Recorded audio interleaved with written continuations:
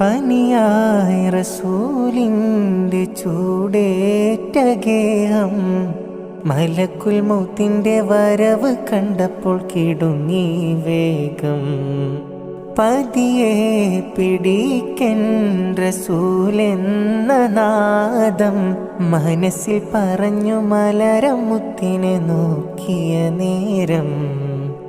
ഉലയാത്ത ഉമറും ഉടയുന്ന കണ്ടു, ഉടലായ മകളും മുറുകുന്ന കണ്ടു. മെത്തയും കട്ടിലുമില്ലാത്തൊരു രാജാവിൻ വീടാ, മൊത്തത്തിൽ പൊട്ടിയ തോൽപാത്രമിൽ കഴിഞ്ഞൊരു കൂടാ. വിതുമ്പുന്ന നബിയോരെ തുളുമ്പുന്ന മിഴിനീരെ ഒപ്പിയെടുത്തൊരു ചുവരാണ സ്വർഗ്ഗക്കൂട്, ഒപ്പിയെടുത്തൊരു ചുവരാണ സ്വർഗ്ഗക്കൂട്.